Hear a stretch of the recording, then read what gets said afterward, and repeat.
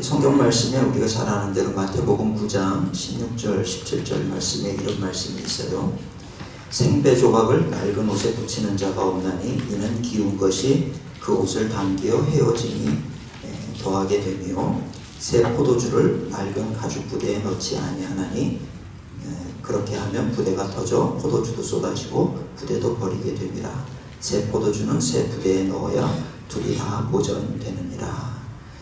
예수님께서 하신 말씀이지요. 우리 새 포도주는 새 부대에 넣어야지 새 포도주를 낡은 부대에 넣으면 안 된다. 그런데 어떻게 보면 오늘날 이 시대에 우리 목회의 어떤 새로운 방향을 찾고 있는 우리에게 주시는 말씀이 아닌가 이렇게 생각이 됩니다.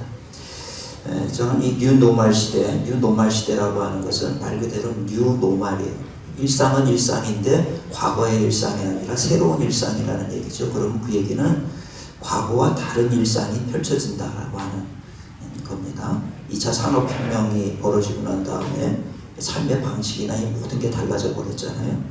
뉴노멀이라는 말 속에는 이 코로나가 끝남과 동시에 완전히 달라지지는 않겠지만 그러나 상당히 많은 부분 변화가 있을 거다라고 하는 것을 우리가 예측해 볼 수가 있습니다. 그래서 여러 가지 이런 말씀인데 세상은 놀라운 속도로 지금 변화가 되고 있지요. 그래서 요즘에 교회에 보면 유튜브로 예배를 드려야 되는데 이 스마트폰을 잘 활용하시는 세대들과 또 그렇지 못한 세대로 나눠서 처음에는 유튜브 사용에 대해서 굉장히 어려워하고 영상 예배에 굉장히 어르신들이 어려워했는데 근데 요즘은 재미를 붙여가지고 유튜브 지금 시청률이요 60대 이상이 거의 10대랑 비슷할 정도로 60대들이 지금 유튜브에 빠져 사는 그런 시대가 됐습니다. 포스트 모더니즘이라고 하는 거 참 이게 어려운 얘기예요. 예전부터 많이 나온 얘기지만 모더니즘과 포스트 모더니즘, 포스트는 애프터라고 하는 뜻이죠. 모더니즘 이후라는 뜻인데 이후라고 하는 게 모더니즘과 포스트 모더니즘의 어떤 영속성을 가지고 있냐 하면 연속성이 없어요. 완전히 단절된 그런 뜻입니다. 그래서 사실 모더니즘과 포스트 모더니즘은 굉장히 달라요. 우리 목회를 하는 데 있어서 이 포스트 모더니즘으로 변화됐다는 것이 어려운 이유 중에 하나는 뭐냐면 제가 보니까 여기 계신 분들은 다 모더니즘 교육을 받으신 분들이거든요.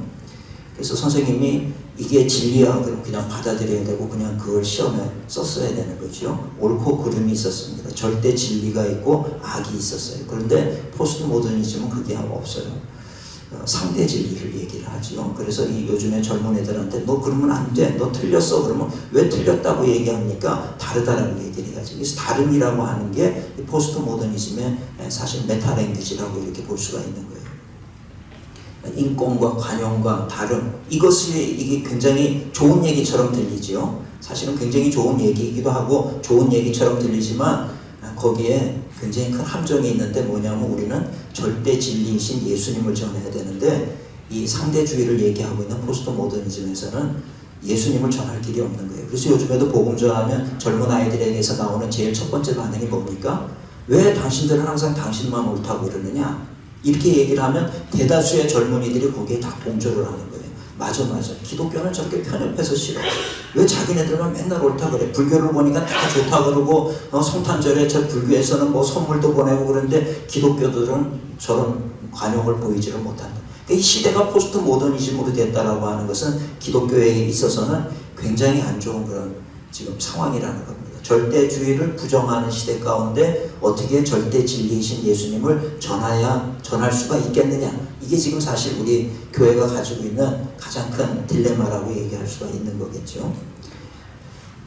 코로나19가 오면서 모이기를 힘쓰라. 우리 맨날 부흥회 와도 모이기 힘쓰라 그랬는데 갑자기 코로나19가 오니까 이제는 모이기를 힘쓰라가 아니라 모이지 마라. 흩어져라. 이제 이렇게 된 거예요. 그러니까 어떻게 보면 이 포스트 모더니즘과 이 코로나19라고 하는 것이 우리가 목회하는 데 있어서 정말 커다란 두 개의 큰 넘어야 될 산처럼 그렇게 딱 버티고 있다라고 하는 것을 우리가 볼 수가 있습니다. 그래서 이거와 더불어서 코로나19가 되니까 마스크를 써야 되고 요즘에는 보니까 마스크 산업을 하시는 분들이 경쟁이 붙어가지고 마스크 디자인도 어떻게 할 것이냐 이제는 그런 시대가 됐더라고요. 이 코로나 시대, 이 마스크와 연결된 그런 사업들을 해야 성공을 할 수 있는 시대가 돼버린 거예요. 다 달라지고 있다는 거예요.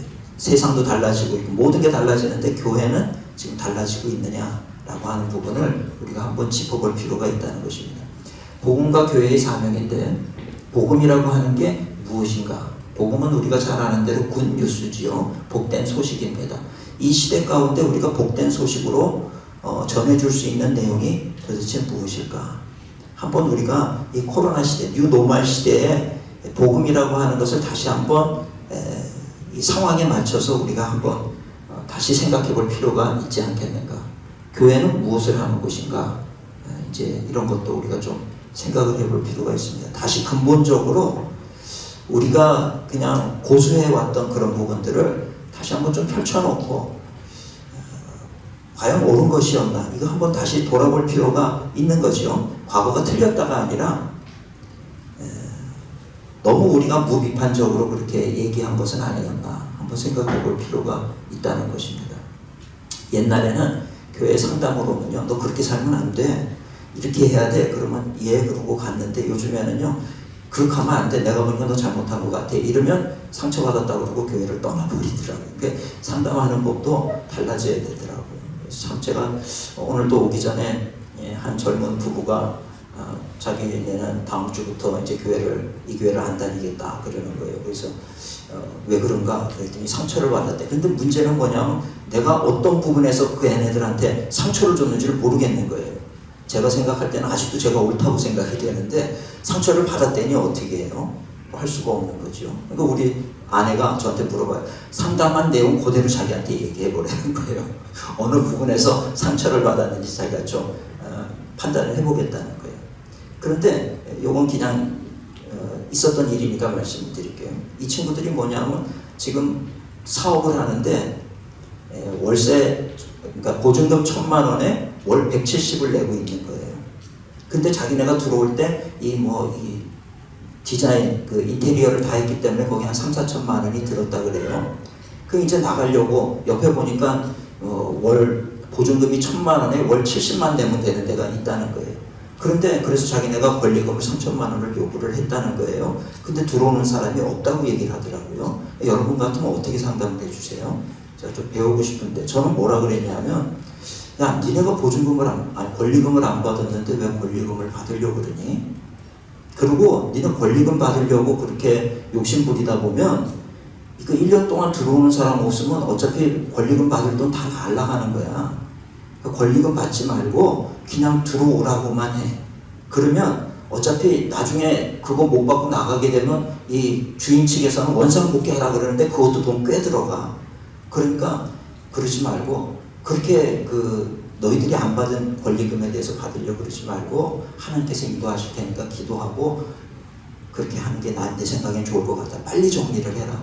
1년 지나면 어차피 권리금 받으려고 하는 거 다 나가는 돈이다. 그렇게 제가 얘기해 줬어요. 뭐 제가 잘못한 거 있습니까? 근데 제가 이제 가만히 상처를 받았다는 부분이 뭘까를 가만히 생각을 해보니까 그래? 권리금 3,000인데 들어오는 사람이 없어? 앉아봐. 내가 안수기도 해줄게. 그리고 뜨겁게 기도하고 하나님 해주실 줄로 믿습니다. 그러고 버텨봐. 하나님이 해주실 거. 이 소리를 듣고 싶었던 건가? 이런 생각이 들더라고요. 전 아직도 모르겠어요. 그 친구들이 상처를 받았다 그러고 지금 교회를 이제는 안 다니겠다 그러니까 주여 제가 이 지금 한 영혼을 실족시킨 겁니까? 연자맷돌을 목에 걸고 제가 지금 바닷속으로 들어가야 되는 건가 싶기도 하고 이게 문제는 뭐냐면 제가 연자맷돌 들 힘이 없어요. 그러니까 이게 참 어려운 시대다 이런 생각이 드는 거예요. 그러니까 교회는 이런 위기의 시기에 그냥 위로를 해주는 곳이 돼야 되나 아니면 실족을 하든 말든 옳은 얘기를 하는 곳이 돼야 되나 뭐 이런저런 생각들이 참 오늘 하루 제 머리를 굉장히 복잡하게 하는 그런 하루였습니다. 그래서 교회는 무엇을 하는 것인가? 요즘에 젊은이들은 교회는 이 세상에서 없어져야 된다 그렇게 얘기하잖아요. 자기네들 생각으로는 아무리 생각해도 있을 필요가 없다는 거예요. 왜 교회가 있어야 되느냐? 안 믿는 아이들을 한번 어떤 모임에서 다 초청을 해가지고 교회에 대해서 솔직한 얘기를 들어봤는데 공통적으로 나온 얘기가 자기네는 이 시대에 교회가 왜 있어야 될지 모르겠다는 거예요. 이게 어떻게 보면 우리는 그냥 목회자들이고 하니까 당연히 교회는 있어야 된다고 생각하지만 세상에서는 절대적으로 호응을 하지 않는 그런 시대 가운데 우리가 살고 있다는 거예요. 그래서 교회는 무엇을 하는 곳인가? 교회는 복음의 능력을 가지고 있는가? 그래서 요즘에 아주 회개하고 우리 성도님들한테도 교회가 오늘날의 교회의 가장 큰 문제는 능력과 생명력을 잃어버린 게 가장 큰 문제다. 다시 기본으로 돌아가자. 뜨겁게 기도하자. 우리도 능력 받자. 그래서 아픈 사람 막 낫게 하고 정말 들어올 때 문제가 해결되고 이렇게 이런 능력이 좀 다시 교회에 있어야 되겠다. 세상이 너무 교회를 우습게 한다. 교회는 불필요한 곳이라 하는데 세상에서 풀지 못하는 문제를 교회에서는 풀어줘야 되는 거 아니에요. 근데 세상에서 교회 와보니까 능력은 없고 말만 많더라. 이게 오늘 교회의 문제라고 하면 세상 사람들이 얘기하는 것처럼 교회가 오늘날 왜 이 시대 가운데 존재해야 되느냐, 이 질문을 우리가 다시 물어야 된다. 오늘 복음의 능력을 가지고 있는가? 복음의 능력은 분명한 건 말이 아니라 정말 변하고 위로고 그런 것 아니겠습니까? 누가 정말 믿지 않는 사람이 오고 문제 있는 사람이 왔을 때 교회가 그런 부분에 대해서 해결을 해야 되는데 해결하지 못하니까 요즘에 기독교인들조차도 어떻게 합니까? 다 전쟁에 찾아가고 구타를 찾아다니고 몰래 그렇게 다니고 용하다 그런 도사들 찾아다니고 그 사람들 멘토로 삼고 지금 이루고 있단 말이죠. 우리 목사님들도 좀 회개해야 될 부분이 있는 것 같아요. 저도 저에게 하는 얘기예요.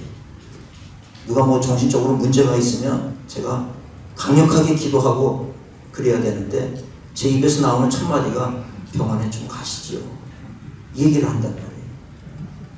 옛날에는 병원도 그렇게 많지 않고 그랬던 시절에는 그저 우리 부모님 세대들은 어떻게 합니까? 그냥 애들 차가운 교회 마룻바닥에 들쳐업고 와가지고 당신들 무릎 꿇고 거기 방석 2개 깔아놓고 첫째에 눕혀놓고 그렇게 간절히 기도하니까 병이 낫고 막 별별 역사가 나타나고 그러니까 하나님이 답입니다. 그 능력을 가지고 복음 전하니까 또 교회로 몰려오고 그러지 않았습니까? 요즘은 안 그런다는 4차 산업혁명 시대 얘기가 뭔가 귀를 기울이고 그죠? 아프다 그러면 병원으로 바로 보내고 병원까지 왜 날 찾아오느냐 이런단 말이에요. 교회가 능력을 잃어버리고 있다는 생각이 드는 거예요. 교회 와야 될 이유가 없는 거예요. 아픈 사람도 병원으로 가면 되고 4차 산업혁명 시대 메타버스 이런 거 우리도 막 세상을 쫓아가고 있는 교회의 모습. 제가 오늘 그 얘기 많이 하는데 수정교회가 말이죠. 얼마나 대단한 미국의 로버트 슐러 목사님 교회, 성공주의 목회를 얘기하는 이 교회가 한순간에 몰락했잖아요. 그리고 가톨릭으로 넘어가 버렸잖아요. 그냥 한 시대의 유물로 지금 유적으로 남아있는 이런 상황이 됐습니다. 이 교회를 보면서 한국에 지금 대형교회들이 많이 있거든요. 저도 대형교회 출신이고. 대형교회들이 많이 있는데 한국의 대형교회는 이렇게 되지 말라는 법이 있을까요? 이건 우리가 지금 이 시대에 굉장히 심각하게 생각을 해야 되는 부분이라고 생각이 됩니다. 요즘에 지금 젊은 세대들이 아주 전멸하고 있잖아요. 이번에 우리 감리교 신학교 같은 경우도 지금 입학이 아주 엉망진창이 됐어요. 지금 학교에 좀 위기라고 얘기할 만큼 지금 그렇게 학생이 안 들어갔다. 보니까 1970년생 통계청에 통계를 보니까 1970년생 70년에 태어난 사람이 107만 명이었어요. 근데 80년생, 1980년생이 80만 명, 1990년생이 60만 명. 이렇게 돼가지고 작년, 재작년 2020년도 출생한 아이들이 몇 명인지 아십니까? 27만 명이었어요. 100만에서 27만까지 떨어진 거예요. 그래서 앞으로 지금 대한민국 인구가 5천만이라고 얘기하는데 앞으로 40년, 50년 후에는 2천만대로 떨어진다는 거예요. 그러니까 지금 그게 우리 이제 한국 교회의 입장으로 얘기를 하자 그러면 유럽 교회들 가면 다 텅텅 비었잖아요. 텅텅 비고 그 유럽 교회들이 식당이나 카페로 이렇게 지금 사용이 되고 있단 말이에요. 그렇잖아요. 근데 지금 우리 한국 교회는 이제 노인네들 세대들 지금 기성세대들 다 이제 은퇴하고 다 돌아가시고 40년 뒤면 지금의 이제 10대들이 50대가 되는 그런 시대인데 지금 출생한 아이들이 지금 그렇다 그러면 교회는 공동화 현상이 일어날 수밖에 없는 거라는 얘기예요, 사실. 그러니까 우리나라 대형 교회들이 이제 파산하고 넘어가고 하는 일들이 이제 뭐 아무리 늦게 잡아도 한 20년 후부터는 저 때까지는 괜찮을 것 같아요, 사실. 저는 이제 10년 남았는데 한 20년까지는 괜찮을 것 같아요. 어떻게 그럭저럭 넘어갈 것 같아요. 그 다음에는 사람이 있어요, 교회로. 교회 모여오죠. 사람이 없는데 어떡하겠습니까? 이 모습이 사실 미국 교회의 모습만은 아니라 한국 교회도 굉장히 긴장하고 봐야 될 그런 부분이다, 이렇게 생각을 하게 됩니다. 그래서 이 부분을 이 송경주라고 하는 분이 이런 책을 썼는데 제가 보니까 참 마음에 와닿았어요. 코로나 이후에 어떻게 할 거냐라고 했을 때 둘을 얘기하더라고요. 리오픈으로 갈 거냐, 리스타트로 갈 거냐. 지금 많은 교회들이 이렇게 움직이는 모습을 보면 지금 대체적으로 리오픈으로 가고 있어요. 그죠? 옛날에 하다가 못한 거 다시 하자. 어떻게 했는지 다시 하자. 리오픈. 그런데 마태복음 10장 29절 말씀을 저는 굉장히 좋아하는데, 참새 한 마리도 하나님이 허락하지 않으면 땅에 떨어지지 않는다는 말씀이에요. 참새 한 마리도 하나님이 허락하지 않으면 땅에 떨어지지 않는다. 그러면 지금 이 코로나가 온 것도 하나님의 허락이 있는 거 아니겠습니까? 하나님이 우리의 예배를 받으시기를 기뻐하시는 분인데 왜 갑자기 코로나로 오면서 예배를 거부하셨을까? 전 세계적으로 하나님 앞에 예배 드리는 그 모습을 왜 하나님이 거부하셨을까? 이 생각을 한번 해봤어요. 우리가 뭔가 예배를 잘못 드리고 있는 것은 아닌가? 뭔가 교회가 추구하고 있는 방향이 잘못된 것은 아닌가? 이런 생각을 하게 됐어요. 그렇다 그러면 이제 코로나 이후 이 목회를 얘기할 때 코로나 이후에 다시 리오픈을 하면 제 생각엔 다시 팬데믹이 올 것 같아요. 만약에 하나님께서 허락하셔서 이 팬데믹이 와서 우리의 예배들과 이 모든 것들을 교회의 활동을 전면적으로 금지시켜 버리셨다라고 하면 그렇지 않습니까? 그래서 적어도 우리 교회는 팬데믹 이후를 얘기를 할 때 뭘 얘기해야 되냐면 리스타트를 얘기해야 된다라고 저는 생각을 해요. 리스타트. 새롭게 시작하자. 새롭게. 새술은 새부대. 새롭게 시작하자. 그랬을 때 이제 리스타트 한다라고 하는 게 이제 어떤 것이냐. 교회가 이 복음의 진정성을 회복하고 복음 위에 사역을 재편해야 된다. 근데 사실은 우리는 이 복음 위에 사역을 재편하는 거라고 하는 이 부분보다 우리가 더 중요하게 생각한 거는 교회 성장, 그죠? 교회의 자리, 이런 거였잖아요. 꽁 잡는 게 매라는 식으로 거기에 매달렸던 한 영혼의 귀함, 이런 것을 생각하기보다는 우리는 늘 뭔가 하나님께서 한번 생각을 해보세요. 종들이 10명이 있으면 주인이 모든 종한테 너희들 다 마당 쓰라 안 그러잖아요. 넌 마당 쓰고 너는 방 닦고 너는 밥하고 너는 빨래해. 그러지 않겠습니까? 그래서 목회자한테 있어서 제일 중요한 게 뭘까를 생각해 볼 때 저는 이 소명이라고 하는 게 하나님께서 나를 이 소명감이 제일 중요하다고 생각하고, 하나님이 부른 게 아니라 내가 직업적으로 택했다 그러면 참 슬픈 일입니다. 목회자는 소명감이 있어야 돼요. 하나님이 나를 부르셨다라고 하는. 근데 하나님이 나를 부르셨다는 소명감이 있다는 얘기는 뭐냐 하면요. 왜 부르셨을까요? 뭔가 일을 시키려고 부르셨다라고 하는 거죠. 일을 시키려고 부르셨다. 그게 뭐냐면 사명이거든요. 그 목회자는 소명과 사명감이 있어야 되는 거예요. 목회자는. 그래서 사명이라고 하는 게 하나님이 너는 선교지로 나가, 너는 작은 교회가, 너는 장애인 교회가, 너는 어려운 교회가, 너는 시골 교회가, 너는 대형 교회로 가. 이게 하나님께서 사실은 열어주셔서 우리는 그 길로 가는 거거든요. 마치 한 달란트 받은 사람, 2달란트 받은 사람, 5달란트 받은 사람, 다 달란트 처음부터 받을 때부터 우리는 불공평하게 받았거든요. 그런데 종은 왜 나는 적게 해주세요? 그럴 필요가 없는 거예요. 내가 가지고 있는 것에서 내가 최선을 다하면 되는 것 아니겠습니까? 그런데 오늘날의 교회를 보면 모든 목회자들이 다 한 방향으로 가려고 그러는 거예요. 그러니까 하나님의 나에게 맡겨주신 사명이라고 하는 것을 생각 안 하고, 그러면서도 우리는 늘 우리 자신을 가리켜서 뭐라 그러냐면 하나님의 종이라고 얘기를 하거든요. 종이라고 얘기를 하면 종은 주인의 음성을 들어야 되는 거잖아요. 주인이 가라 하면 우리 뭐 찬송가에 있는 것처럼 아골 골짝 빈들에도 복음 들고 가오리다 이거여야 되는 거잖아요. 근데 우리는 그러지 않고 내가 싫으면은 내가 거부를 하고 내가 목표를 세우고 내가 꿈을 가지고 이렇게 도전을 하고 있는 게 우리들의 모습이라고 하면 사실 하나님이 참 악한 종들을 하나님이 지금 부리고 계시는 것이라는 생각을 해봤어요. 그래서 다 어떤 큰 교회를 하고 다 도시교회를 하고 이게 아니라 정말 하나님 나에게 원하시는 것이 무엇입니까? 나에게 맡기신, 나를 부르신 이유가 무엇입니까? 그 사명을 한번 좀 돌아봐야 되는데 우리는 그러지 못하는 것 같아요. 그래서 이 복음의 진정성, 나는 이걸 붙잡고 있는가, 복음의 사역을 재편해야 된다는 것입니다. 얼마 전에 그 복음이 울다라고 하는 책이 있어요. 혹시 보셨습니까? 복음이 울다라고 하는 책이 나왔는데, 그게 뭐냐면 미국의 그 워싱턴 DC에 가면 맥클린 바이블 처치라고 엄청나게 큰 교회가 있어요. 맥클린 바이블 처치라고 하는. 근데 그 교회 담임 목사님이 교인 중에 그 네팔 친구가 있는 거예요. 그래서 한번 네팔을 가보겠다 그래서 교인들 몇 사람하고 네팔에 가가지고 히말라야를 트레킹하면서 쓴 내용이에요. 트레킹하면서 쓴 내용인데, 그 내용에 보면 회개하는 내용이 그렇게 많아요. 누가복음을 보면서 트레킹을 하면서 가다 보면 한 마을에 가면 장애인이기 때문에, 장애인으로 태어나가지고 얘는 저주받았다 그래가지고 헛간에서 짐승처럼 키우는, 그런 짐승처럼 그렇게 살고 있는 아이를 봤어요. 또 그냥 약 하나 먹으면 될 건데 약이 없어가지고 눈이 썩어서 한쪽 눈이 빠진 한 남성을 봤고요.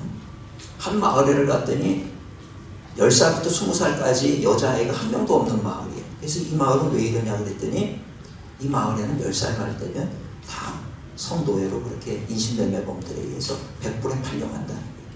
좋은데 취직시켜주겠다 그러고 부모한테 100불 주고 그 아이들을 데려가서 하루에 15명에서 20명의 남자를 상대하는 그런 성매매로 10살밖에 안 되는 아이들. 그래서 그 동네에는 10살에서 20살까지 여자아이를 찾아볼 수가 없는 거예요. 다 그렇게 인신매매로. 그러니까 이 목사님은 자기가 목회를 하는 데 있어서 늘 그 어떤 회의를 하고 기도회를 하고 할 때 늘 했던 게 뭐냐면, 오늘 교육관 건축의 문제라든지 뭐 어떤 성전 리노베이션의 문제라든지 이런 걸 놓고 늘 기도를 해왔다는 거예요. 그런데 이런 한쪽 지구의 반대편 쪽에서 이런 일이 벌어지고 있다라고 하는 것을 깨닫고 나니까 자기가 복음에 따른 목회를 하고 있는가, 너무 복음과는 동떨어진 목회를 하고 있는 자신을 발견했다는 것입니다. 저도 그 책을 보면서 굉장히 회개가 됐어요, 사실은. 그래서 이번에 저희 장로님들 15명에게 그 책을 다 사줬어요. 그래서 다 읽으시라고. 우리 한 달 뒤에 다시 모입시다. 그 교회가 진짜 해야 될 일이 뭔지 우리 다시 한번 좀 검토를 해서, 제가 이제 목회가 10년이 남았으니 10년 동안은 이전과 전혀 다른 뉴스타트, 리스타트의 목회를 우리가 다시 시작합시다. 진짜 하나님이 기뻐하시는 거, 교회가 교회다울 수 있는 거, 교회가 해야 될 일이 뭔지를 찾읍시다. 그런 얘기를 했어요. 그랬더니 우리 성도님들이 굉장히 반응해요. 이게 참 죄송한 얘기인데, 그 일환으로 제가 뭘 했냐 하면은 우리 청소년들 쉼터를 만들어야 되겠다 이런 생각이 들었어요. 그래서 그 소년법에, 소년원에 그 가출 소년들이라든지 이러면 뭐 6개월 징역을 살아야 되는데, 이게 1호부터 10호까지 있는데 1호가 되면은 가정에서 이렇게 위탁해서 돌보는 그 위탁 가정처럼 돼 있어요. 그래서 제가 이런 얘기를 하고, 우리 교회가 이런 거 해야 되겠습니다. 그러니 헌금해 주세요. 이 아이들을 좀 위탁 교육할 수 있는 공간을 만들고 하겠습니다. 그러고 얘기를 했는데요, 정말 2주 만에 4억 원이 들어왔어요. 그래서 제가 깜짝 놀란 거예요. 성도들의 마음이 여기 있었구나. 교회 건축한다 그러고 뭐 주차장 짓는다 그러고 교육관 짓는다고 헌금하라면 지금 안 해요. 아시죠? 지금은 교회 건축 얘기하면 30%는 떠나가요. 훅 나간단 말이에요. 그리고 다 지어지면 그 중에 한 10% 돌아오면 성공인 거고. 그러니까 요즘은 교회 건축한다 그럴 때 건축한다는 얘기를 안 하고 해야 돼. 그래야지 우리 건축합니다 얘기하는 순간 30%는 나가요. 지금 이게 옛날이랑 달라진 교인들의 모습이거든요. 근데 제가 이 쉼터 한다고 얘기를 했더니 2주 만에 4억 원이 들어왔어요. 그래서 3억 원을 들여가지고 공간을 하나 30평짜리 이 아파트를 한 채를 구했어요. 그 거기 지금 이제 뭐 가구들 갖다 놓고 이제 그 아이들 5-6명을 이제 불러다가 우리가 돌보는 그런 이제 사역부터 해서, 실제로 그런 작은 일을 통해서 다음 세대의 문제가 뭔지도 우리가 한번 좀 실감해보자는 거죠. 그리고 성도들에게도 좀 섬기라 그러고 그랬는데 반응이 굉장히 뜨거워요. 그래서 제가 느낀 게, 교회 목사님들의 생각과 성도님들의 생각이 이렇게 다르구나. 교회 목사님들은 여전히 교회를 좀 더 크게 하고 교회의 교육관을 짓고 교회로 더 단단하게 좀 성도들이 많이 모이고 이거를 지금 생각하고 있는 시대 아닙니까? 근데 성도들은 그게 아니더라고요. 그런 거에 힘을 내는 거예요. 정말 자기들이 자긍심을 가질 수 있는 일들을 좀 교회가 해줬으면 좋겠다. 이런 게 교회들의 생각이라는 거죠. 그래서 그 새들백 교회 이야기를 봐도요. 누굽니까? 워렌 목사님이 자기가 그 미국에서 개척하기 전에 10,000명의 교인 사람들을 만난대잖아요. 집집마다 문을 두드리면서 또는 설문을 통해서 다 해서 1만 명의 데이터를 가지고 있는데 자기가 그때 깨달은 게 뭐냐면 교회 안 오는 이유를 다 물어봤다는 거예요. 교회 안 오는 이유를 물어봤을 때 그때 깨달은 게 뭐냐면 교회 목사님들의 꿈과 교인들의 꿈이 다르다는 걸 발견을 한 거예요. 이래서 교회가 안 되는구나. 그거를 안 거예요. 목사님들의 꿈은요. 신학교를 졸업하고 전도사가 되고 목사가 되는 순간 내가 목회의 길에 들어서는 순간부터 목회자의 꿈은 뭐냐 하면 안정이 되고 성장을 하고 부흥을 하고 큰 교회를 만드는 게 목사님들의 꿈이라는 거예요. 근데 교인들은 거기에 관심이 없다는 거예요. 실질적으로 자기들의 필요를 채워주고 자기들의 아픔을 만져주고 그럴 수 있는 교회들을 찾고 있다는 것입니다. 이게 안 맞으니까 목사님들이 아무리 뭐 큰 꿈을 가지라 그러고 입을 넓게 열라 그러고 외치고 우리 나가서 전도하자 그러고 그래도 교인들이 안 움직인다는 거죠. 그러니까 어떻게 보면은 제가 참 낚시를 잘 못하는데 한번 우리 지방에 낚시 잘하는 목사님 낚시가 여기서 호기심에 따라가 봤어요. 그래서 많은 걸 배웠는데 고기를 잡으려고 그러면요. 물고기들 주제에 지렁이 껴주면 다 먹지. 이것들이 편식을 하는 거예요. 지렁이 좋아하는 물고기가 있고 떡밥 좋아하는 물고기가 있고요. 또 뭐 희한한 것도 뭐 루어를 또 좋아하는 물고기가 있고. 그러니까 뭘 잡으려고 그럴 때 이거를 물고기를 잡는데도 미끼를 다양하게 쓰더라고요. 근데 오늘날 교회는 그런 생각 안 해요. 그냥 무조건 그물 던지면 다 잡히니까 그물을 던지려고 그러는데 한 마리도 안 잡혀요. 그럴 때 어떻게 합니까? 예수님의 음성에 귀를 기울여야지. 그죠? 오른편에 던져라. 그럼 오른편으로 던져야 되는데 여전히 우리는 예수님의 음성 안 듣고 여전히 그냥 내가 잡힐 만한 곳으로 가서 계속 그물을 던지고 있는 게 오늘 우리들의 모습은 아닌가. 그래서 저희 교회는요. 금요일날 제가 회개를 많이 했어요. 목회하느라고 바빠서 기도를 못하는 거예요. 그래서 우리 목회자들은 금요일날 오후 2시부터 5시까지 3시간 동안 1층 성전에 무조건 무릎 꿇고 있으라고요. 엎드려서 하나님을 만나든지 졸든지 정말 비몽사몽의 환상을 보든지 3시간 매일 뭐 30분씩 기도하는 것도 중요하겠지만 하여튼 그날은 하나님 앞에 엉덩이 붙이고 3시간을 우리 한번 좀 있어보자. 3시간을 엉덩이 붙이고 있어봐라. 무슨 일이 일어나는지. 그리고 이제 기도하는 시간. 3시간 동안 못 일어나게 하는 거예요. 신방도 못 가게 해요. 장례가 나도 그 시간은 못 가게 제가 만들어요. 그 다음 시간에 앉아있어요. 하나님 앞에 3시간 엉덩이 붙이고 앉아있는 거 지금 훈련을 하고 있습니다. 저도 똑같이 앉아있는 거예요. 똑같이 앉아가지고 기도도 하다가 3시간을 기도하려니까 할 기도가 없어요. 그러니까 교인들 위해서도 기도하고 생각나는 거 다 기도하더라고요. 기도하겠습니다라고 약속했던 사람들 기도 다 하더라고요. 그러면서 또 그런데 그 시간 그렇게 3시간을 앉아있으니까 저는 뭐 주일 설교도 그렇고 그 시간에 받는 게 너무 많더라고요. 정말 기도하려고 이렇게 엎드려 있으니까 주시는 게 너무 많은 거예요. 그래서 그 시간이 저한테는 아주 정말 그 훈련으로 그렇게 해봤지만 이 시간이 아주 질적으로 좋은 그런 시간이 되고 있습니다. 변화하는 세상인데 뉴노멀 시대에 우리 보시면 저 인터넷으로 강의하는 거 이게 뭐 상상이나 있습니까? 이런 거 상상이나 해봤습니까? 근데 지금 이런 시대가 되고 있는 거예요. 찬양을 해도 요즘은 줌으로 찬양도 하고 막 그러잖아요. 이렇게 지금 달라지고 있어요. 근데 생각이 변화되고 있습니다. 교회와 예배에 대한 성도들의 생각의 변화가 일어나고 있죠. 교회는 뭔지, 예배는 뭔지. 옛날에는 뭐 예배는 다 모여서 예배 드리는 거다 그랬는데 요즘은 성도들의 생각이 많이 바뀌었잖아요. 유튜브 예배하고 난 다음에 예배는 그냥 보는 겁니다. 이런 거예요. 그죠? 교회 와서 예배 드리다가 유튜브로 예배 드리는 게 익숙해지니까 그냥 이렇게 봐도 되는 거구나. 이런 생각들이 바뀌고 있어요. 그러면서 이 교인들 얘기입니다. 이 사회학자들 얘기예요. 앞으로의 미래는 경쟁이 아니라 공생의 관계로 가야 된다. 이게 참 우리 기독교에 있어서도 중요한 얘기입니다. 교회가 우리 한국 교회가 발전하는 데는 하나님의 은혜도 있지만 또 하나는 경쟁이라고 하는 것 때문에 성장이 됐어요. 옆교회 교인 안 뺏기려고 그러고 얼마나 애를 썼습니까? 이런 경쟁. 그런데 앞으로는 경제는요, 이 코로나가 주는 교훈이 뭐예요? 나만 건강하면 된다가 아니야, 지금. 그죠? 나만 건강하면 되는 게 아니라 저 사람이 건강해야 내가 건강한 거예요. 지금 공생의 시대. 그러니까 당신 아프지 말아야 돼. 왜? 그래야 내가 안 아플 수가 있어. 이런 시대가 됐어요. 근데 이게 사실 기독교의 가치거든요. 그러니까 가만히 생각해보면 코로나를 통해서 하나님이 교회가 교회되게 만드는 것 같다. 이런 생각도 한번 해보게 됩니다. 생각의 변화를 수용하고 이에 합당한 사역을 하는 것이 교회의 올바른 태도가 아니겠는가. 안 그러면 교회는 왕따당하고 배척당할 수밖에 없는 시대입니다. 거리두기와 마스크 착용이 일상화됐고요. 재택근무 화상회의가 상용화됐고요. 4차 산업혁명 가속화와 메타버스 등장이 있어요. 메타버스 아시죠? 제페토라고 하는 네이버에서 만든 그 메타버스 안에 들어와 있는 회원 수가 2억 명이에요. 2억 명. 2억 명인데 그 중에 한국인이 2천만 명. 10%가 한국 사람이고요. 나머지 1억 8천은 외국인들이에요. 외국인들이 메타버스 한국에서 네이버에서 연 제페토 안에 들어있어요. 저도 여기 들어가 봤어요. 제가 저희 청년 목사 보고 너 제페토 안에 들어가가지고 그 메타버스 교회 한번 세워봐라 이렇게 얘기했어요.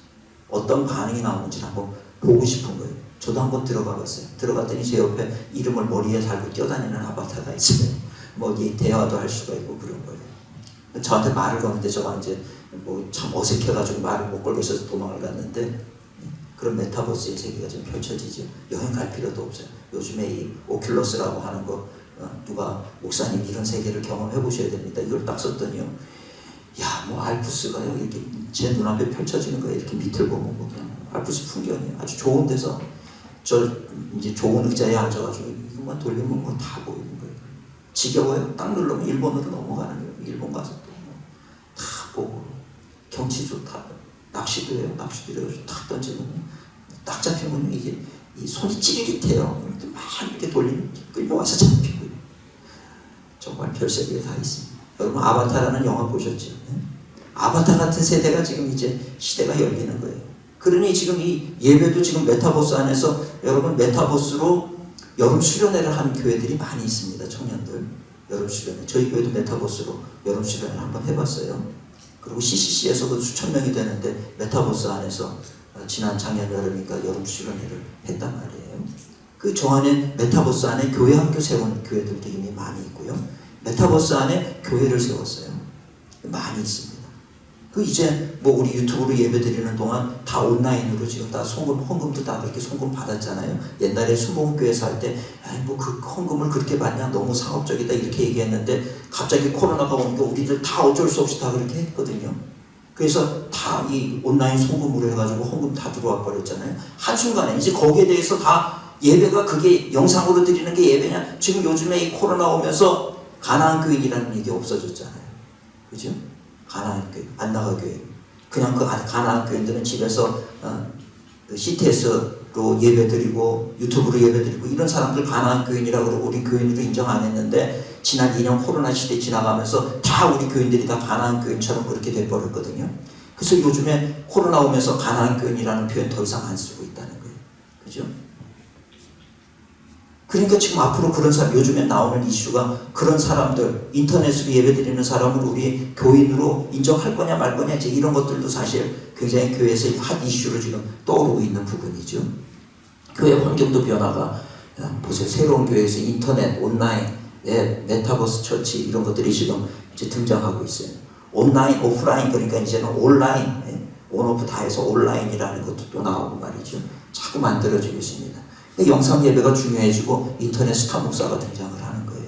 그죠? 이게 무한 경쟁 시대가 되면서 여러분 저 구리 쪽에 어떤 교회는 목사님이 쫓겨났어요. 유튜브 예배를 하면서 유튜브로 예배 드리는 법을 가르쳐줬는데 유튜브로 예배를 드리다 보면 옆에 뭐가 떠요?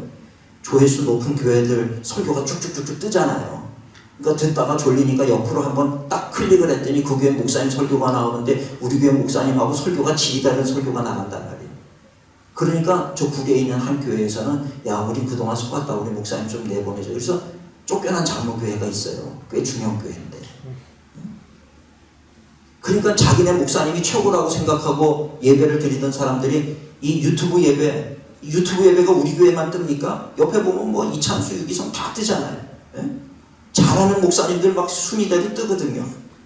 그럼 이건 여기도 들어가 보고 저기도 들어가 보고 이러니까 정말 뭐 저 분당 이찬수 목사님 교회나 뭐 또 유기성 목사님 교회나 이런 데는요, 코로나 나와가지고 코로나 이 유튜브 영상 예배하면서 헌금이 얼마나 늘었는지 몰라요. 또 우리 한국 사람들은 내가 이 교회 은혜 받았으면 이 교회에 헌금한다고요. 한국 사람들은 이 정서가 여기서 은혜 받고 우리 교회에다 헌금하기가 이 도둑질한 것 같고. 그래서 지금 그런 교회들은요, 지금 코로나 때 대형 교회들은요 거의 120% 130% 헌금이 다 늘었어요. 작은 교회들은 지금 죽는다고 다 나가 자빠지는데 큰 교회들은요 지금 말들을 안 해서 그렇죠. 제가 조사해보니까 다 최하 110%, 100%가 아니라 10% 이상씩은 다 20% 30%까지 증가가 됐어요. 헌금들이 다. 그게 왜 그렇습니까? 조회수가 높거든요. 그게 다 들어오고. 그 인터넷 스타 목사들이 떠가지고 이제는 교인들이 누구 그러면 옛날에 몰랐어요. 유명한 목사님 얘기도 몰랐는데 이제는 누구 뭐 다 꿰고 자기들끼리 모이면 저 어느 큰 교회 목사님 자꾸 전도한다고요. 그 교회 거 들어봐. 우리 목사님은 차원이 달라 이러고. 여러분 지금 우리가 이런 시대에 지금 목회하고 있는 거예요. 옛날에는 내 옆에 교회가 경쟁교회라고 생각했지만 이제는 세계 교회가 내 경쟁교회가 됐어요. 거기서 지금 우리가 순위가 몇 째인가 이거 생각해야 되는 거거든요. 정말 심각해진 거죠. 그러니 작은 교회들 어려워져요. 지금 목회자 이중직 일찍 얘기해 줘야 되죠. 전문적인 목회 사역, 나만의 특별 무기가 필요한 거죠. 패러다임이 전환돼야 됩니다. 이미 세상은 바뀌고 있기 때문에 그래요. 예수운동, 척 스미스 목사님이 히피들을 전도했던 예수운동, 여기가 어떻게 보면 패러다임 전환의 근래에 와서는 첫 번째라고 볼 수가 있죠. 교회에 자꾸 이 히피들이 더러운 거 진흙바닥으로 오니까 이 바닥에 카펫을 다 걷어내고 말이죠. 아주 진흙판으로 밟아도 되는 걸로 바닥을 다 바꿔버려요. 그 패러다임 전환을 한 거예요. 거기에 대해서 반대하는 교인들, 기존 교인들은 다 반대했거든요. 히피들 오는 거 싫다 그러고. 그런데 척 스미스 목사님은 그거에 대해서 반응을 한 거예요. 우리 목표가 뭐냐? 예수님의 마음이 뭐냐? 그리고 그 히피들에게 다가갔을 때 그들이 변화되는 역사가 일어난 거죠. 이모진 교회라고 하는 게 그런 거고, 영국의 성공회에서 FX 운동이라고 하는 거예요. 이게 이제 존 웨슬리가 했던 게 FX 운동인데, 존 웨슬리가 지금 살아있으면 굉장히 좋아할 일이죠. 성공회에서는 자기 교구 안에서만 설교를 하게 돼 있잖아요. 근데 웨슬리한테 자기 교구를 안 맡겼단 말이에요. 자기 교구를 안 맡기게 되니까 웨슬리가 세계는 나의 교구다. 그게 뭐 어떤 선교 사명으로 그런 게 아니에요. 교구를 안 주니까 세계가 내 교구다. 그러고 야외 가서 복음을 전하고 여기가 산에 가서 들에 가서 이렇게 복음을 전했는데, 지금 영국 성공회에서 하는 이 FX 운동이라는 게 그런 거예요. 너희들 세상 속에 승마 클럽이 있으면 거기 가서 친교를 하고 그들과 함께 거기서 예배를 드려라. 그럼 그게 교회다. 이런 개념이에요. 영국 성공회가 얼마나 대단하게 뻣뻣했던 그런 교회입니까? 그런데 지금 이렇게 영국 성공회도 이렇게 바뀌고 있다는 거예요. 벌써 거의 10년 차에 들어갔어요.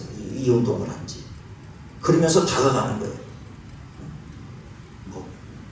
승마클럽, 요트클럽, 뭐 이런 데, 자기네들 동아리 모임처럼 하는 그런 곳들에 들어가가지고 지금 그들을 만나면서 거기서 찬양하고 예배하고 거기를 교회라고 인정을 하기를 시작을 했다는 거예요. 우리나라에서도 선교적 교회 얘기를 많이 하죠. 지역사회와 호흡하는 교회라는 뜻이죠. 선교적 교회가. 지금은 지역사회, 옛날에는 교회 담장이 높아서 지역사회와 호흡 잘 안 했어요. 이제는 그렇게 하면 그 지역사회에서 교회는 도태될 수밖에 없다라고 하는 거예요. 반전을 위한 기초작업이 있어야 돼요. 리바운드죠. 그죠? 공이 이렇게 떨어졌으면 튕겨 올라가야 되는데, 저는 이제 이 공의 탄력성에 따라서 얼마큼 높이 튀어오르느냐가 달라지는 거죠. 바람 다 빠져 있으면 앞만 튕겨도 뭐 많이 리바운드가 될 수가 없는 거죠. 그래서 세 가지를 물어야 되는데, 우리가 사실은 무엇을 이전으로 돌리고 무엇을 남겨둘 것인가, 한번 여태까지 했던 것들을 한번 목록을 교회에서 했던 것들을 다 적어보시라고요. 정말 지금 이 시대에 필요한 거, 남겨둘 게 뭔가 한번 생각을 해봐야 되는 거죠. 또 무엇을 버리고 어떤 거에 집중을 할 것인가, 더 포커싱을 좀 우리가 분명히 해야 될 것들 찾아야 되고, 또 무엇을 지키고 무엇을 변화시킬 것은 또 뭔가, 이런 것들도 한번 좀 생각을 해볼 필요가 있겠죠. 그래서 이 리스타트로 가려고 그러면 이런 과정이 필요하다는 거예요. 그래서 우리 여기 계신 목사님들도 내가 그동안 해왔던 목회들을 어떤 사역이며 이런 것들을 한번 다 적어놓고, 이거 지금 어떻게 살려야 되느냐 죽여야 되느냐, 변화시킨다면 어떻게 변화시켜야 되느냐, 이런 거 한번 좀 우리가 심각하게 고려를 해볼 그런 시점이라고 생각을 합니다. 그죠? 그 신학화 작업도 저는 이제 제가 교단에서도 이 얘기를 많이 하고 있습니다. 예배 어떻게 볼 거냐는 거예요. 영상 예배 이거 어떻게 예배로 인정해야 되느냐? 설교, 헌금 이거 어떻게 할 건지 신학적인 정의 필요하지 않습니까? 그러니까 우리 감리교 신학교 신학자들이 모여가지고 예배에 대해서 새롭게 정의를 하지 않으면 중구난방이 돼요. 이제 이단이 끝이 다른 게 이단이거든요.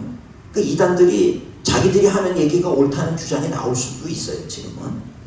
그러니까 우리가 이런 부분, 예배, 성만찬 어떻게 할 거냐? 이 성만찬은 모여서 해야 되는데 그동안 못하게 되니까 이게 다 이제 주일날 요만한 키트 하나씩 집으로 가져가가지고 영상을 통해가지고 그거를 다 우리 주님의 뜻이라고 그러고 모니터를 보면서 성찬을 한 교회들도 있고 말이죠. 그렇잖아요. 여러분 성찬, 비대면 시대에 성찬을 어떻게 하겠어요? 근데 성찬은 모여가지고 한 상에서 같은 떡을 떼야 성찬이다라고 얘기를 한다 그러면 이제 앞으로는 성찬은 우리는 못하는 시대가 되고 마는 거잖아요.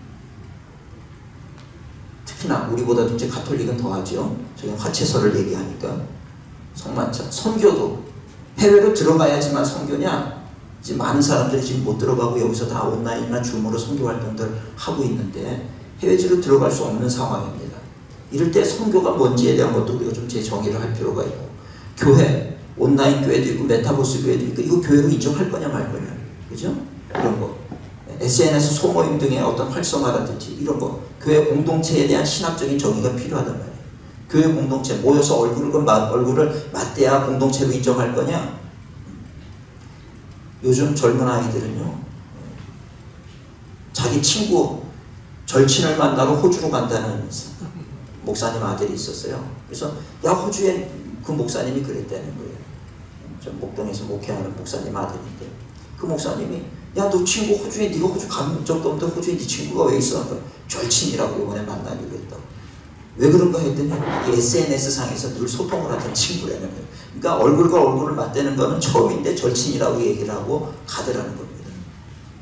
지금 그런 시대가 지금 되고 있는 거죠. 이 교회 어떻게, 공동체 어떻게 볼 거예요? 한국교회 이미지 쇄신도 또 아주 굉장히 중요한 부분이죠. 종교인에 대한 이 이미지 조사를 했어요. 이거 아마 내일 내일 오시는 지원군 그분 저랑 친한데 제가 그분한테 얻은 자료예요. 불교 보니까 40.9%가 온화하다, 따뜻하다, 이미지가 뭐 이런 거예요. 절제한다, 이게 불교의 이미지예요. 32%. 천주교도 온화하다 33%, 따뜻하다 29.7%, 윤리적이다 23.0%, 깨끗하고 착하고 가족적이다. 개신교는요, 거리를 두고 싶다 32%, 배타적이다 23%, 이중적이다 30%, 사기꾼 같다 29.1%, 이기적이다 27%, 부패했다 22.1%. 이러니까 우리가 교회 오라는 소리를 할 때 젊은 애들은 질색을 하는 거예요. 교회를 가느니 불교로 가겠다, 가톨릭으로 가겠다, 이렇게 되는 거죠. 중보응답을 했을 때 나온 개신교 이미지가 지금 이렇다는 것입니다. 이런 상황 속에서 어떻게 할 건가? 코로나19에 대한 개신교의 대응 평가 잘 못하고 있다가 많은 거죠. 이런 부정적인 이미지를 극복하기 위한 전략이 필요합니다. 근데 초대교회 때 팬데믹이 있었다는 거 우리 잘 알잖아요. 그때 교회가 보여준 사랑과 희생, 그 핍박받는 시대 속에 옛날에는 지금과 달리 뭐 가족 중에 누가 전염이 됐다 그러면 그냥 길 밖으로 내쫓아야 돼. 왜? 나머지 자식들을 살리기 위해서 한 자식을 밖으로 버릴 수밖에 없는 시대였잖아요. 얼마나 부모 마음이 아프겠습니까? 근데 그들에게 찾아가가지고 그들에게 물을 주고 보살폈던 사람들이 우리가 잘 아는 대로 기독교인들이었다. 핍박받는 세월 속에서. 그러니까 그것으로 인해서 팬데믹 2번에 걸친 초대교회 2세기, 3세기 그 팬데믹 이후에 기독교는 급증하게 됐다는 거예요.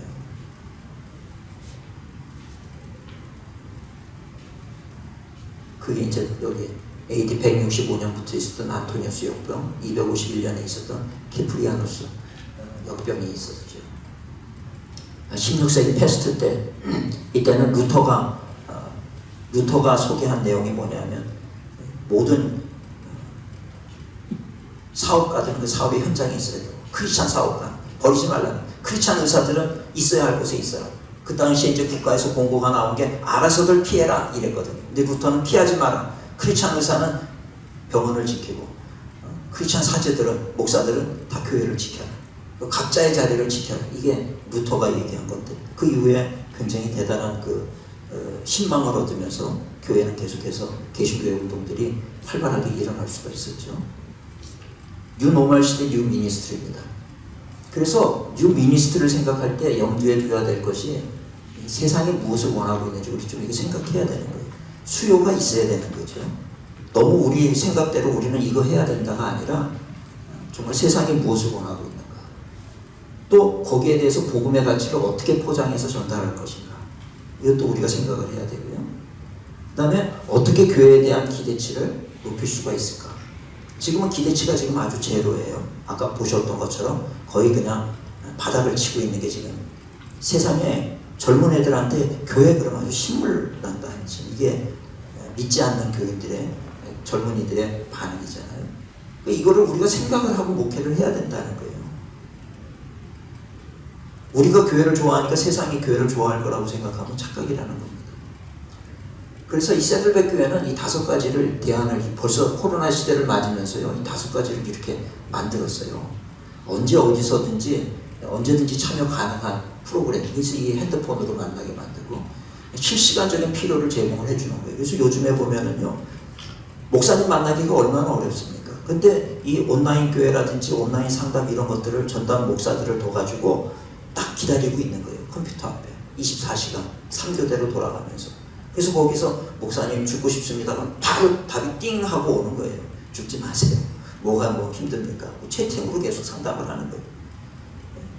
그냥 상담 하나 문제 올려놨더니 그냥 며칠이 지나도 답신이 없는 게 아니라 딱 지키고 있는 거예요. 그래서 리얼타임으로 이게 지금 온라인 교회라는 거예요. 온라인 교회.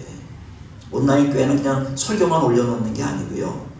거기에 딱 우리 교회 상담소로 들어오면 거기서 뭔가 힘듭니다. 띄워놓으면 네 힘드시군요. 왜 힘드십니까? 하고 바로 답장이 오는 거예요. 리얼타임으로. 그런 것들을 지금 만들고 있고요. 또 언제 어디서든지 핸드폰이기 때문에 언제 어디서든지 내가 힘들면 치면은 사람이 자살할 때는요, 자기 옆에 정말 자기를 알아주는 사람 한 사람만 있어도 자살을 안 한다 그래요. 그러니까 죽기 전에 누군가 연락을 할 곳이 필요해요. 그랬을 때 교회에 연락을 했을 때 바로 누군가가 답신을 오면 그 사람 때문에 살 수가 있는 거거든요. 인터랙티비티, 상호작용이죠. 그러니까 지금은 온라인이 잘 돼 있으니까 얼마든지 이 상호작용이 금방 가능하게 돼 있다는 거예요. 개인 맞춤 사역을 통해서. 개인 맞춤. 연세가 많은 분한테는 연세가 많은 대로, 또 젊은이들에게는 젊은이들에게 대로 그렇게 개인 맞춤 사역을 해나가요. 그래서 벌써 이 코로나 딱 터지니까 새들백은 벌써 이 5가지 대안을 이렇게 만들어 놓은 거예요. 참 놀랍지 않습니까? 프로그램을 만들고. 그 교회가, 한 교회가 교단보다도 앞서서 이런 것들을 하고 있는 거지. 이런 거 딱 봤을 때 우리 교단에도 전문 연구진들이 있어가지고 딱 우리 감리교, 각 교회마다 활용할 수 있는 앱들을 딱 만들어가지고 지금이 얼마나 전도가 쉬워졌는지 몰라요. 지금이 전도지만 뭐냐면 전도 프로그램들이 잘 만들어져 있는데 CCC에서도 만든 게 있어요. 저희 교회도 그 프로그램을 이제 저희가 후원을 해줬더니 거기 보내왔는데 우리 교회도 좀 바꿔가지고 좋은 어떤 연예인 간증 같은 거 1분, 2분짜리 이런 거 정말 죽으려다가 하나님 만나 살아서 이런 거 이거를요 교인들이 자기네들 아는 사람한테 휙 보내주는 거예요. 그럼 그걸 보면서 아 이랬구나. 그런데 바로 관심 있으면 클릭, 그럼 거기다 클릭을 딱 하잖아요. 관심 있다 그러고 클릭하는 순간 우리 교회 등록할 수 있도록 이름 적고 뭐 간단해. 딱딱딱딱 적으면 그냥 교인으로 등록이 돼버리는 거예요. 그러면 그거 보고 그 담당 교구 목사님이나 전도사님이 찾아가면 되는 거예요. 여러분 지금 이런 시대가 됐어요. 길거리에서 이거 할 것도 없고. 근데 믿기도 너무 좋은 거야. 우리가 잘 아는 유명한 연예인들이 간증했던 거, 내 삶이 왜 바뀌었는가, 내 삶이 정말 죽으려다가 어떻게 살아났는가, 이런 거 1분, 2분짜리. 이거 복음의 전함이라고 아십니까? 복음의 전함이 얼마나 문구들이 세련됐습니까? 근데 복음의 전함에서 이번에 들어볼까, 더 알아볼까, 뭐 이런 것들을 또 똑같이 전도 플랫폼을 만들었다고요. 그래가지고 거기 들어오면은 자기가 보고 싶은 거 주제별로 다 해놨어요. 제가 그 좀 주제별로 만들려고 그랬거든요. 젊은 애들이 제일 관심 있는 거, 진짜 부활이 있느냐, 진짜 천국은 있느냐, 이런 거에 대해서 간단하게 목사님들, 좋은 목사님들 찾아다니면서, 그리고 연예인들은 간증 같은 거 실어놓고 그러면 거기 자기네가 좋아하는 사람들 얘기를 듣다가 클릭 딱 하면 그냥 우리 교회 이름만 적으면 돼. 이름하고 주소, 전화번호 딱 적으면 교인 등록이 바로 돼버리는 거예요. 이게 지금 다 인터넷으로 이렇게 지금 다 만들어져 있다는 겁니다. 이런 것들을 다른 데서들은 한 기관이나 단체가 다 만들고 있는데 우리 감리교회는 지금 못 만들고 있는 거예요. 온라인 시스템 구축, 그죠? 이거는 뭐 앞으로 필수입니다. 필수. 온라인 시스템 구축은 필수적으로 해야 돼요. 아니면 우리도 전통을 아미시처럼 전통을 고수하겠다. 그런 거 할 필요 없죠. 우리는 그런 거 일절 끊어버리고 우리 교회만의 정말 특별한 예배로 그렇게 가겠다. 그럼 이제 그렇게 하시면 되는 거죠. 이거 필요 없죠. 그러나 지금 일반적으로는 이거는 기본적으로 다 해놔야 되는 그런 시대가 됐어요. 그래서 홈오피스, 화상근무하고 온라인 예배하고 이런 것들. 저희 교회도 온라인 예배를 지금 이렇게 사진을 찍어서 보내왔더라고요. 그래서 이 사진 좋아가지고 제가 올렸는데 이렇게 다 예배. 그래도 제대로 탁 앉아가지고 실시간으로 예배를 드리잖아요. 변화를 위한 획기적인 사고의 전환이 필요하고요. 여러분 요번에 이 산업의 변화도 이거 자동차인데 전기자동차가 오면서 전기자동차 이제 시장이 앞으로 10년 뒤면 엄청나지잖아요. 전기자동차 시장이 변화가 되는데 여러분 전기자동차는요 모든 엔진의 내연기관들이 싹 없어지는 거예요. 배터리 하나만 있으면 돼. 그래서 기존 자동차들은 뒤 트렁크 있죠. 이제는 앞에도 트렁크예요. 앞이든 뒤든 배터리 하나 들어가 있고요. 나머지는 앞뒤 공간이 다 비어 있는 거예요. 자동차가 그렇게 되는 겁니다. 그러니까 이제 그것 따라서 앞으로 자동차의 디자인도 바뀔 거예요. 앞에 내연기관들이 들어가야 되니까 앞에 쭉 나왔었는데 이제 그럴 필요가 없는 거예요. 배터리 하나만 들어가면 되니까. 그러면 산업 구조상으로 생각해 보세요. 그런 걸로 해서 먹고 살던 그런 회사나 기업들, 중소기업들이 얼마나 많았겠습니까? 그거 다 없어져야 되는 거예요. 지금 거리마다 있는 그 LPG라든지 이 가스 스테이션들, 주유소들 다 없어져야 되는 거예요. 이건 산업적으로 이 경제의 어떤 근간이 흔들려 버릴 일이라는 거예요. 그런데 그럼에도 불구하고 지금 환경 문제가 더 시급하니까 이쪽으로 가고 있다는 거예요. 그러니까 세상은요 정말 아픔을 감수하면서 변화가 되어져 가고 있는 게 세상이에요. 근데 교회만 변화되기 싫다는 거예요. 안 변하겠다고 고집을 하는 거예요. 근데 그 안 변하겠다고 고집하는 그 내용이 복음이냐? 본질을 얘기하는 거냐? 본질을 얘기하는 게 아니더라고요. 그렇지 않습니까? 기본적인 것을 붙잡고 안 변하겠다 그러고 있어요. 아까 말씀드렸던 메타버스. 지금은 순천한대학교 메타버스 입학식도 이렇게 해요. 메타버스로. 메타버스 모르면 이제 입학식 졸업식 못해. 다 들어와서 여기서. 이게 얼마나 웃기는지 지난번에 뭐 어떤 연예인 아이돌들 메타버스 안에서 공연을 했어요. 광고를 딱 내렸더니 거기 순식간에 뭐 몇백만 명이 들어온 거예요. 몇백만 명 들어오는데 표값을 싸게 받았어요. 보통 우리 뭐 올림픽공원이나 이런 데서 할 때는 뭐 10만 원, 20만 원 이렇잖아요. 근데 여기 들어올 때는 그냥 단돈 뭐 2천 원 이렇게 내고 들어오라는 거예요. 그리고 공연하는 것도 자기들 쉬워. 여기 메타버스 아바타가 왔다 갔다 하면 되고 자기네들은 안 해. 그리고 자기네들이 녹음해놓은 거 그냥 트는 거예요. 그런데 그 한 시간 딱 그 콘서트를 하고 200억인가를 벌었어요. 수익을. 예? 지금 이런 시대가 벌어지고 있습니다. 여기 팬덤들이 다 들어오는 거예요. 지금 BTS 같은 아이들이 여기서 공연한다. 몇 억이 그냥 전 세계에서 동시에 입장을 하는 거예요. 그리고 거기 안에서 이제 자기네들도 BTS들도 여기 아바타로 들어와 있으면 대화도 하고 뭐 이러면 어디 뭐 다니면서 뭐 무대 만들고 이럴 필요도 없는 거예요. 지금 그렇게 메타버스가 활성화되고 있고 미네르바 대학이라고 들으셨죠? 이게 하버드 대학 들어가는 것보다 더 힘듭니다. 미네르바 대학은 캠퍼스 없는 대학이에요. 캠퍼스 없는 대학. 그래서 여기는 학생으로 들어오면 7개 나라를 다녀요. 7개 나라를 다니면서 거기서 그 나라 산업체와 산학협동으로 하면서 만나기도 하고 대화도 하고 인터넷으로 강의를 듣기도 하고 뭐 이러는 거죠. 여러분 앞으로 요번에 우리 보면은 대학들이 다 지금 인터넷 강의했잖아요. 인터넷으로 다 강의를 했는데 이러다 보니까 옛날에 그 인터넷으로 강의하던 대학이 뭐지? 방통대. 방통대가 지금 질이 제일 높아요. 그런데 이게 앞으로는요 하버드 대학, 예일 대학 이런 데서 강의 풀어놓고서는 이제 전 세계 애들 보고 들어오게 하는 때가 옵니다. 제가 예언을 할게요. 안 올 수가 없어요. 그러면요 사이버로 그냥 열어가지고 들어와라. 그리고 수업 이수하고 페이퍼 내고 다 사이버로 갈 필요 없는 거예요. 이와 그렇게 해서 내면요, 싼 등록금을 받아도 대학은 대박이 나게 돼 있는 거예요. 그러면 국내 대학 안 가요. 대학들도 지금 우리 인류대학은 살아남는다고요. 조심하셔야 돼요. 어지간해서는 다 이제 그럴 필요가 없어요. 예일대 졸업장 받는데, 하버드 졸업장 받는데, 다 사이버로 다 강의되고. 지금 이렇게 바뀌고 있는 시대 속에 우리가 와 있어요. 그런데 지금 이것만 봐도 사회가 얼마나 엄청나게 바뀌고 있는지를 우리가 알 수가 있잖아요. 근데 교회만 안 바뀌겠다고 지금 버티고 있는 거예요. 소그룹 모임도 활성화해야 됩니다. 비대면 시대 소그룹 중요성을 확인하고, 이번에도 보니까 소그룹이 강한 교회는 위기 속에서도 안정적이에요. 제가 속회연구원 원장을 4년을 하고 이번 텀에 속회연구원 이사장을 하고 있어요. 그러면서 이제 속회에 대해서 연구를 하고 하다 보니까 소그룹이 강한 교회는요, 위기 속에서 안 무너지더라고요. 오히려 더 잘 돼요. 오히려 이럴 때 교회가 강한 힘을 발휘하는 걸 봤어요. 한 속장님이 손편지를 써가지고 각 속회원들 집 문에다가 만날 수가 없으니까 작은 음료수 하나랑 잘 있냐고 손편지 쓴 걸 딱 붙여놨더니 그 한 행위로 인해서 그 속회가 얼마나 결속이 됐는지 몰라요. 우리 속장님 최고라고 그러고 거의 목숨을 바칠 정도로 충성을 맹세하더라고요. 그러면서 교회에 대한 충성도가 얼마나 높아지는지.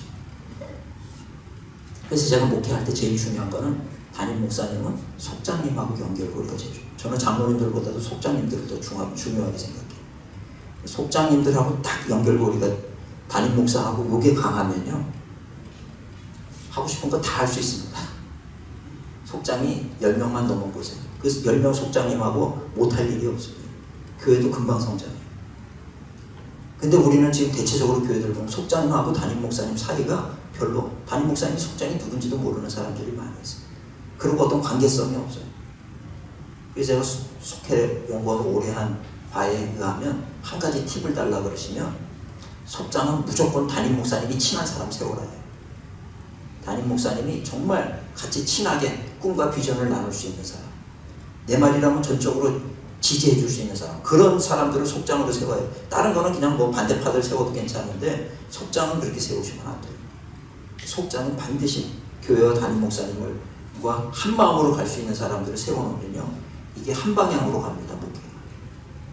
사실 교회를 움직이는 건 집사님만 아니잖아요. 권사 장로님 아니에요. 장로님들은 반대나 하에 싸고 그렇지, 그죠? 근데 속장은 그 담임 목사님의 힘이 될 수가 있는 거예요.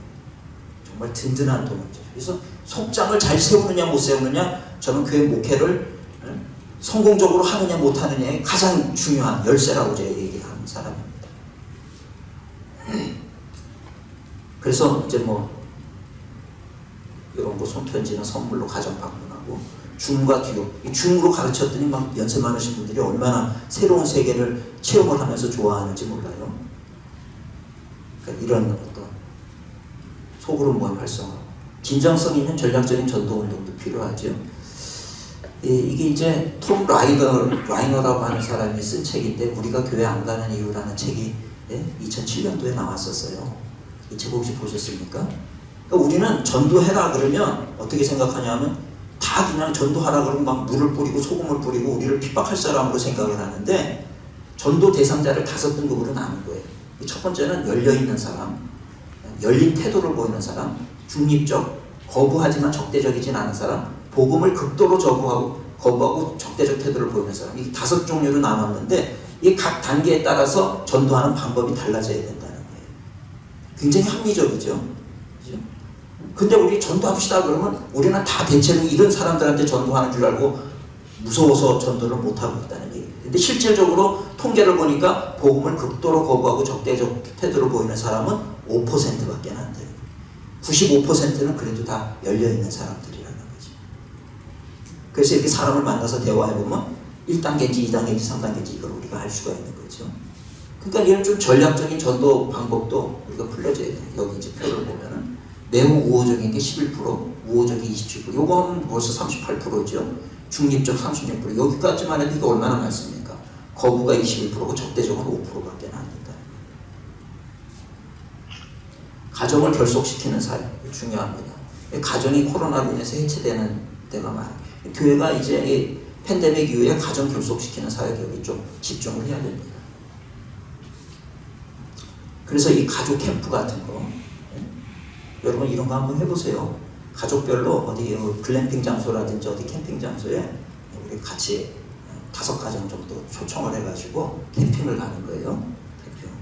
캠핑. 가가지고 뭐 어떤 교회 프로그램 안 하고 가족들이 같이 아까 우리 바베큐 먹은 것처럼 각자 고기, 교회에서 좀 여력이 되면은 고기 준비해서 갖다가 나눠주고 먹고, 그리고 마지막 시간은 여기 캠프파이어 할 때만 불가에 모여가지고 가족별로 모여서 우리 옛날에 뭐 조개 껍질 묶고 이런 거 노래 부르듯이 그렇게 하면서 좋은 시간을 갖는 거예요. 이 가족이 결속하는 게 굉장히 중요한 거예요.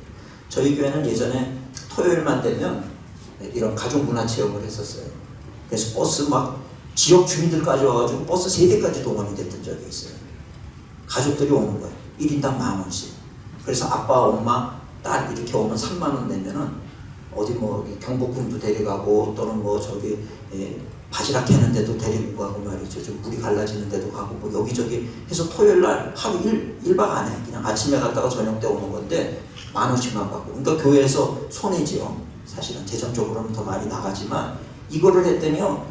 동네 주민들이 여기 오고 싶어가지고 너무 많이 와가지고 그 매주 토요일마다 하려니까 너무 힘들어가지고 제가 그만뒀는데, 매주 할 필요는 뭐 있어요? 한 달에 한 번이나 2달에 한 번만 해도 되지. 그런데 이거 한다고 광고 한번 내보세요. 이렇게 안 믿는 교회 친구들부터 해가지고 부모님들이요, 자기네들도 오겠다고 참여 엄청 합니다. 이런 프로그램들을 조금 개발해서 이제는 우리가 가서 와달라고 사정하는 게 아니라 이제는 오게 만들어야 돼요. 오게. 세상의 필요를 채워주는 사역을 하는 거죠. 선한 청지기 교회라는 데가 있는데, 여기는 아까 제가 쉼터 얘기한 것처럼 이웃과 미자립 교회 돕기와 공적 펀드를 마련하는 프로그램을 했더니 교인들이 10만 달러가 넘는 헌금이 그냥 순식간에 모여졌어요. 그러면서 교인들에 대한 자긍심과 만족도가 높아지고 지역 주민들한테는 선한 영향을, 좋은 이미지를 갖게 되는 거죠. 이런 걸 통해서 좋은 이미지를 교회는 갖추게 된다라고 합니다. 우리 일산광림교회도 이 쉼터 헌금이 많이 모아졌고요. 사단 법인을 통해서 지역 섬김하고, 또 우리는 요즘에 학교, 우리 저게 또 고등학교에서 오셨습니다만 저 이화여고 이대 부속고등학교랑 저희랑 또 협약을 해가지고 요즘 젊은 애들 래퍼, 크리스찬 래퍼 이런 애들 데려가고 뭐 또 하고 이런 걸 해요. 그럴 때 아이들한테 반응이 얼마나 좋은지 모릅니다. 우리는 뭐 작은 뮤지컬 같은 것도 어디 외부에 빌려가지고 소년원에 있는 애들 초청해서 보게 하고 이런 거 하니까 교인들의 아주 협조가 굉장히 높아지고 굉장히 좋아지고 있습니다. 주다산 교회라고 하는 교회는 지금 뭐 4차 산업혁명의 시대가 됐는데 교인들이 모르니까 교인들을 위해서 수요일마다 예배 끝나면 4차 산업혁명 시대에 대한 주제를 가지고 토크쇼를 진행을 해요. 그럼 이 교인들이 뭔가 교회 왔는데 얻는 것이 너무 많은 거죠. 그래서 이런 교육을 또 예배 후에 2부 순서로 또 갖는 그런 교회도 있더라고요. 그래서 다음 세대를 위한 사역 프로그램 개발인데, 다음 세대를 이해하고 다음 세대를 좋아하는 이런, 이 저희 교회예요. 저희 교회에서 뭘 했냐면, 우리 저희 교회 이제 중고등부 목사님인데 참 아이디어가 참신합니다. 교회 아이들 자리마다 이렇게 이름을 다 붙여놨어요. 다 붙여놓고 유튜브로 하는데 하나의 하나의들을 보면서 자기가 뭐 수아야 잘 있으니 기도한다, 잘 될 거다, 그리고 뭐 할머니가 뭐 이렇게 이름을 불러가면서 하니까 아이들이요 이거를 보는데 자기 이름 나올 때까지 자기한테 뭐라 그러나. 이게 뭐 교회 안 다니는 애들에게는 상관이 없겠지만 여기 지금 우리 교회 재적으로 등록되어 있는 애들은 너무나도 관심이 가는 거예요. 그렇죠? 이거를 했더니 우리 정현수 감독님이 이거 보고 대박이라고 당신 교회도 이거 한 거예요. 원초는 저희 교회입니다. 이거 하고 나서 이거를 따라하는 교회들이 굉장히 많았어요. 근데 이게 기존에 그 안 나오는데 아이들을 결속시키는 데 있어서 중고등부 애들 굉장히 대단한 지금 반응을 보였던 겁니다. 그리고 또 하나는 이거예요. 이렇게 해가지고 이름을 씨앗을 꽃씨를 다 심어놓고 이름을 김수빈 뭐 이렇게 다 써놨어요. 그리고 이걸 보여주는 거예요. 수빈아 이거 너다, 이거 너다, 너다. 그러니까 그 다음 주 되면 얼마나 이게 자랐는지 보고 싶은 거예요, 자기들이. 누구 싹이 났네, 누구는 아직 안 올라왔네, 이런 게 꼭 아이들 성장하는 건 똑같은 거예요. 근데 이렇게 해가지고 이거 했는데 씨가 죽어서 안 나오는 게 있거든요. 그러면 그 다음 주에 바로 바꿔야 돼. 씨를 바꿔가지고 나오게 해줘야 되는 거죠. 아이들은 모르잖아요. 근데 이렇게 컸을 때 그때 또 마침 또 딱 다 모이게 하는 때가 있었어요. 아이들이 100% 나와서 100%. 그래가지고 이거를 다 하나씩 들고 가면서 얼마나 좋아하는지 이게 자기라고. 나중에 꽃이 피는데 어떤 꽃이 필지가 너무 궁금한 거예요, 자기들도. 그런데 이런 것들이 사실은 우리 아이들의 성장하는 것과 너무 비슷하지 않습니까? 그러니까 교회가 이렇게 프로그램을 해주니까 아이들이 관심이 멀어지는 게 아니에요. 게임보다 이걸 더 좋아하는 거예요. 다음 주에 내가 얼마나 잘했는지를 보고 싶고, 또 교회에서 얼마나 관심을 가지고 사랑해 주는지도 보고 싶고, 이런 거. 그 다음에 우리 중고등부 이 목사부 전도사인데, 구운 계란이라 그래가지고 이렇게 복장을 하고 PT 하는 걸 하는 거예요. 너희들 건강해야 된다. 목사님이 하는 거 따라해라. 그리고 5분 운동을 이렇게 이제 PT 같은 거를 막 해요. 그러면 애들이 볼 때 너무 재밌는 거예요. 목사님, 전도사님, 교사 선생님 셋이서 이렇게 하면서 헉헉거리는 모습을 보면서 너무 즐거워하는 거예요. 너희도 이렇게 해야 된다. 그리고 이거 한 15분 한 다음에 뒤에 한 3분 메시지 정도를 전하는 거예요. 그런데 그렇게 이제 예배를 드렸어요. 여러분 이렇게 예배 드리면 안 됩니까? 예배가 묵도 종치고부터 시작해야 되는 겁니까? 아이들은요, 제가 이런 얘기를 사실은 장로교회 가서 했더니 장로교 목사님 끝나고 나서 질문하더라고요. 목사님 교회는 성경 공부 안 합니까? 그래서 애들이 와야 성경 공부를 하죠. 애들이 없는데 어디다 대고 성경 공부를 하겠어요? 그렇지 않습니까? 교회 카페에서 이 방송 세팅해가지고 이렇게 이제 유튜브 라이브 예배도 이렇게 한번 드려보고 멀티줌을 활용해서 4인 4색 강의도 하고, 이분은 이제 LG의 부사장이에요. LG 화학의 아주 굉장히 똑똑한 분인데, 이렇게 청년부는 온라인 수련회를 했다고. 온라인으로 수련회를 한번 해보는 거죠, 도전을. 근데 이런 것들이 의외로 굉장히 많은 그런 어떤 공감을 얻었다라고 하는 것입니다. 그래서 지금 중요한 거는 리오픈이 아니라 리스타트를 하려고 그러면 체인지, 변화가 돼야 되는데, 무조건 변화시키자가 아니라 남겨둘 것은 무엇이고 변화돼야 될 것은 무엇인가.